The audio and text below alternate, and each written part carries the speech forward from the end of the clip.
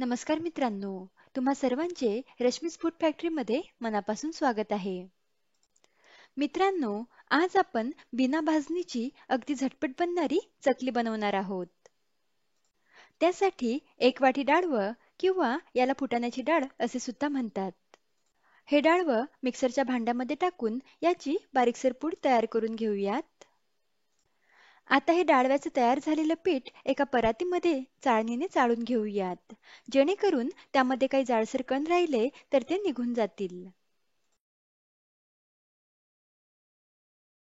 त्यानंतर 3 कप तांदूळाचं पीठ घेऊन ते पीठ पण या डाळव्याच्या पिठामध्ये आपण चाळणीने चाळून घेऊयात.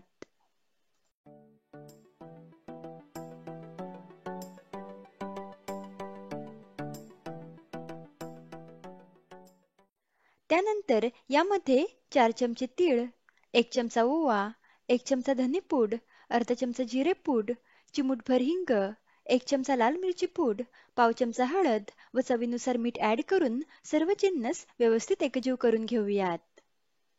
मुलांना मधल्या वेळेत खाण्यासाठी ही झटपट बनणारी तांदूळाची चकली तुम्ही जरूर करून पहा. मिश्रण व्यवस्थित एकजीव झाल्यावर यामध्ये पोहे खायचे 4 चमचे तेल तडका पॅनमध्ये घेऊन कडकडीत गरम करायचं व हे गरम तेल या पिठामध्ये टाकून चमच्याने हे तेलाचं मोहन पिठामध्ये व्यवस्थित मिक्स करायचं. तेल गरम असल्यामुळे आधी चमच्यानेच हे मिश्रण मिक्स करायचं. त्यानंतर हाताने हे तेल पिठाला व्यवस्थित चोळून चोळून मिक्स करायचं.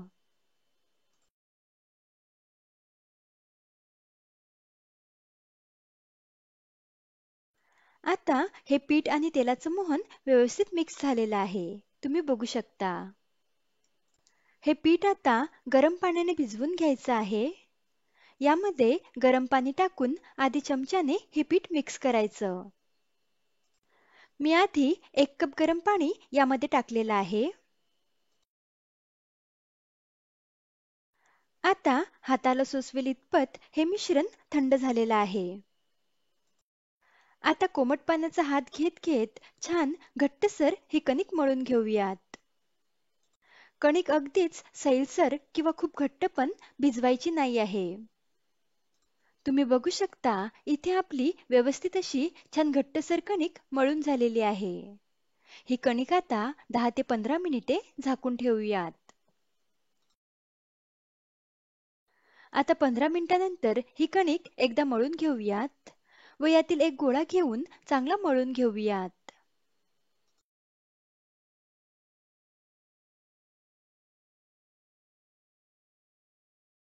आता हा मळून घेतलेला गोळा असा लांबसर करायचा. आता चकलीच्या साच्याला सर्व बाजूंनी असं तेल लावून घ्यायचं. साच्याला तेल एकदाच लावायचं, नेहमी नेहमी लावायची गरज नाही. आता हा चकलीच्या कणकेचा गोळा या साच्यामध्ये टाकून झाकण लावायचं.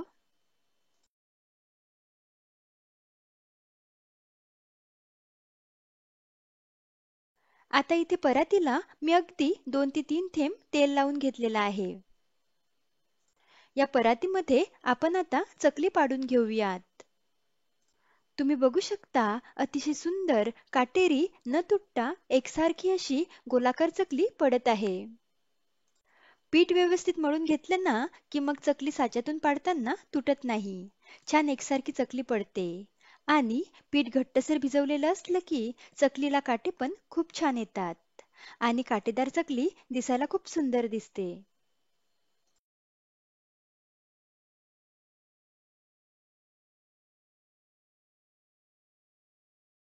इथे आपल्या छान 5 ते 6 चकल्या पाडून झाल्या आहेत. तुम्ही आवडीनुसार लहान मोठ्या आकारामध्ये चकल्या पाडू शकता. ह्या चकल्या आता आपण तळून घेऊयात. त्यासाठी इथे मी तेल गरम करायला ठेवलेलं आहे. एक छोटा पिठाचा गोळा तेलात टाकून पाहूयात. तुम्ही बघू शकता, तेल छान गरम झालेलं आहे. यामध्ये आता एक एक चकली टाकूयात. तेलामध्ये जेवढ्या मावतील तेवढ्या चकल्या टाकायच्यात. आता साधारण मिनिटभराने या चकल्यांची बाजू पलटवून घेऊयात आणि मीडियम टू हाय फ्लेमवर चकली तळून घेऊयात.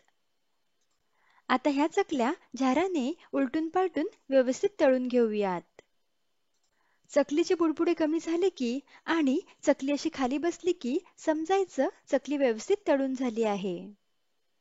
ह्या चकल्या आता ताटामध्ये काढून घेऊयात व अशाच प्रकारे राहिलेल्या चकल्या बनवून तळून घेऊयात.